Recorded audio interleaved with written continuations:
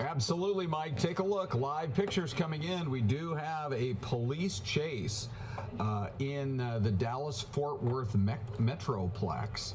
And this looks like there's already been a lot of damage done to this car. The crazy part about it is this. If I'm seeing this right, it looks like the hood has flipped up, open, and is covering most of the driver's window while this guy goes ripping down freeways in the Dallas-Fort Worth Metroplex. Yeah, he is really, talk about high speed right here, everyone. Viewer discretion obviously advised during this, because this is raw images that we're getting right in from Dallas right now. And yeah, high speeds right now going on. You know, the interesting thing is he's going to try to get off the freeway right here, obviously in an effort to try to lose law enforcement that are tailing him. But, you know, as they always say, you can't outrun a radio, and they've got radio traffic. They've got eyes on this. They've got ears on this.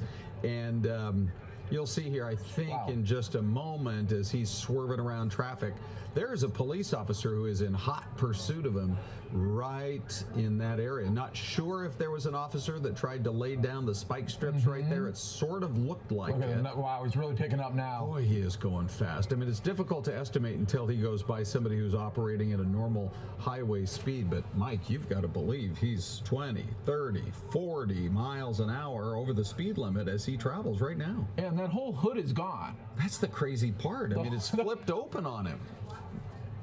Yeah, you can tell he doesn't have great vision there as far as the car. There has to be some debris right in front of there too. Maybe if the flip side here, maybe if he turns around, does any kind of a U-turn, we'll actually get a chance to see him, because you would have to believe right now the only way he's even able to see what he's doing is by leaning out the driver's side window, wouldn't you think? Yeah. And, you know, so many times we see these police chases, and like you were saying, you know, they got the police helicopters above, you got police right behind the individual. So why do they keep going when they know eventually they're going to get caught? And really, it's just, I think they're just trying to delay that their last moments of freedom, really, right? You're right, Mike. Inevitable. Yeah, let's see. Okay, is he finally going to make enough of a turn that we get a better look at this guy? Well, it's difficult, you know, when you're running these news helicopters, you know, because you're obviously, you can see right there are power lines in the area. You're busy flying over a busy area. You're trying to keep an eye on any other aerial traffic that might be in your region. Now we see two officers who are right up against this guy. Every department has the opportunity to set their own guidelines in terms of when you ultimately decide to end a chase, when you do a pit maneuver, etc. Are you in an area where it is safe? Do you as the officer feel there's a direct threat to others' lives? What's going to happen? Right now, man, this guy is just cruising. So often, by the way, this happens adjacent to a crime. Oh boy, look at this, Mike. Oh boy. Okay, you did a Yui right there. He did a Yui. Did the Yui, and then now look at this. We're learning from our Fox 4 sister station there in Dallas. This is a robbery suspect. There you go. That's what I was going to say. I mean, frequently somebody who tried to pull a robbery. How is he seeing where he's going, Mike? That's the part that I just don't get. Yeah, this is remarkable that he's able to see what's in front of him. It's flipped up on top of him there, and somehow he's still driving down one road and then another. All right, and everybody, we got a better quality feed, and we're going to take that right now. So this one is the better quality that we're getting from Fox 4 right now there in Dallas. You're taking just a really great view here of Sky Fox, really showing us this chase happening now. And as you can see, he's making no effort to try to stop right now. Yeah. All right, so frequently it's a stolen car or it's some other type of crime that got committed. The guy thinks he can make a getaway. He realizes he can't.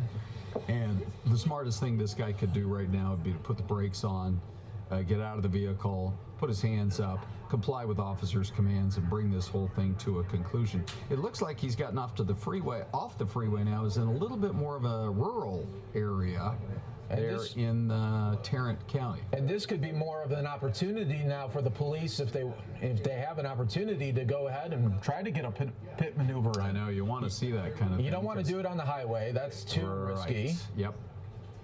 Yep, so you see other choppers there as well. Yeah. No doubt the police there continuing to keep a track from the aerials as well. Yeah. All right, so now he's getting into a little these more intersections, of a retail they always area. scare me there. Yeah, they sure do. You know, especially, Mike, ever since we had our situation 1 year ago, where a guy was driving at crazy speeds, got off the 202 on Rural Road, crossed the Tempe Town Lake. Yeah, right in Tempe. And then just plowed into this lady's minivan and could have killed so many people. The video was dramatic of the smash up. That guy, by the way, is back in the news now as his court case unfolds. But here's a guy who's headed to court and headed to prison. No doubt about it. I mean, that is if he survives this whole situation and doesn't cause a crash that could be fatal to him or to others. And this, again, is a police chase happening in the DFW area. Yeah, and it's interesting in the that they're, well, okay, well, it's interesting that it's not in California. You know, usually we get so many in California. I know, so many right there. And it there. seems like they drag on and on in California, where you can cover half of the metro area there of greater Los Angeles. This particular one, we're not seeing any real landmark type buildings yet that would identify specifically which part of the DFW area, Dallas-Fort Worth, we're talking about. But clearly you've got millions and millions. That is actually, when you add Dallas with Fort Worth, it's a larger metro area even than ours. Oh, At 5 million people. So they've got even more folks there in this Dallas area who are no doubt watching this, who probably have heard about it. And frankly, I mean, this guy, he's putting a lot of lives at risk. It really is. And they're so selfish at that part, because not only are they putting the risking the lives of the officers, but so many people in the community where you don't know a chase might be happening, and then it's too late. You're at an intersection and the guy just plows right into you. And if you're just joining us, everybody, we're watching a live chase in Dallas, Texas. A robbery suspect right now leading the chase right now, and it's been going on for the last 5 or 6 minutes that we've been covering it for you. Yep. All right. So, you know, it'd be very, very rare, even here in the height of winter, to see snow in Dallas, but you can see the leaves are off a lot of the trees. As they are in some of their coldest weather there. And police have been in pursuit of this fellow for a while, looking just at a little construction zone there, so we had only one lane to get through. Take a look. Could this possibly be... No. I thought for a minute there it might be an unmarked type vehicle. Yeah, that's what, that was okay. Now he has some traffic. He's gonna go over the median right now. Goes over the median now onto the wrong side of traffic, then goes and takes this left here. Very risky stuff that this suspect is doing. We've been seeing him go in and out of lanes, darting in and out. Yeah. And boy, I think the best scenario here right now, though, Ron, is at least it's during a time where it's not like rush hour there. Yes. It's 11 o'clock, 11:15 there in Dallas. Yeah. So not too many people as if it would be a rush hour situation. Yeah. He just crossed those railroad tracks. If you're just joining us within the last about 4 or 5 minutes, he approached one road where there was a big old freight train right in the middle of the road blocking all the traffic, and the next thing you know, he does a quick U-turn. I mean, he, at some points, right now he appears to be above the speed limit, but not as dramatically as he was a little while ago. There were some moments there where I think if you'd had a radar gun on him, Mike, he probably would have been in the 110, 120 range. It was just incredible how fast he was moving. And another thing to point out is I don't know how he's able to see so well out of that windshield when that whole hood, it looks like it's causing some major problems there. Okay, he's taking it right here. Let's see what happens here as the chopper tries to get a location look from the address there. But yeah, take a look, everyone. The hood is completely gone, or on the windshield. Yeah, that's the crazy part of this whole thing. I've never seen something like that. Yeah, it just seems like the only way he would really know, unless he's using some kind of GPS or something, is to be looking out the driver's side window. He has not rolled that window down. No, he hasn't. At last check.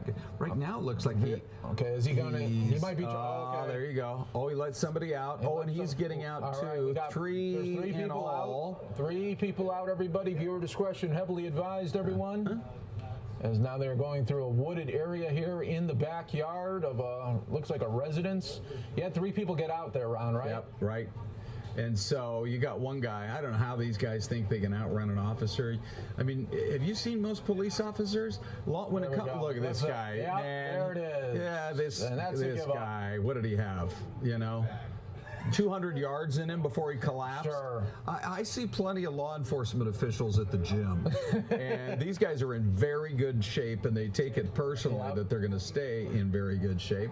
And these guys thought, well, maybe if we head off in 3 different directions, they won't catch any of us. I got news for you. You're all going to get caught, and you're all going to probably end up going to prison. And Ron, it was like Pac-Man, but real life, and they all got eaten up. Yes, Mike, that's exactly right. Take a look here. Okay, you've got now the tactical teams are swarming into place. They've got the one guy down right in the driveway. Was this the neighborhood? Was there a specific reason they pulled into the neighborhood? Did they know people who might have been in 1 or 2 of these homes? Was this an area they were familiar with or took at random? Boy, it's so fascinating to watch these guys fan out. I mean, you look at how quickly those SWAT team members are moving through this field and across some of the brushlands here on a cold January's day there in the Dallas-Fort Worth area.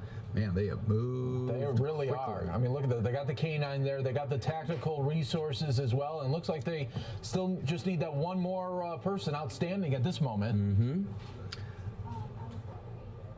Yeah, they definitely are moving across this scene, across this field. This may be it. This might be the other one, huh? Yeah, they're walking him back, right back to the squad car. You, sir, it's going to be a while before you have any taste of freedom, that's for sure. As they book you, they cuff you, they book you. And the next thing you know, these guys are going to be facing a date in front of a judge. And I would bet the vast majority of the time, they're not looking at any kind of a bail situation. They're going to be held pending trial, at least for a while, all as a result, putting all those lives at risk, all as a result of these 3 guys thinking they could get away with pulling a robbery somewhere. And that's one of the great reasons I love news now, though, Ron. We were talking about politics right before this, and then this came up, and we go right to it. Yeah, that's exactly right. I mean, the behind the scenes, so you guys know, is that Mike is constantly monitoring all the different feeds. We got folks that work with us on our assignment desk. We got folks at Fox. Take a look here. They're getting a pretty good tight image on this guy right here as they've got him cuffed. Sure, they're talking to him right now. Looks like they're going through pockets. Yeah, exactly. And then he's down on the ground right now as they make sure there's not a situation here where there could be additional weapons that they might not have been aware of. Well, that was great for the police there. It looks like nobody got injured there that we saw during the chase, so that's the best case scenario for the police. They get the 3 bad guys and nobody hurt in the community. Yeah, that's amazing, really, when you think about it, because there were some times that he was hitting a speed that was really, frankly, just incredible. There we go. All right, Ron, thank you so much for being part of it here. Police chase wrapping up in Dallas, Texas. What's going to happen next on News Now? We don't know. We're just going to go with it right here. The beauty of live television and breaking news. More News Now coming up next.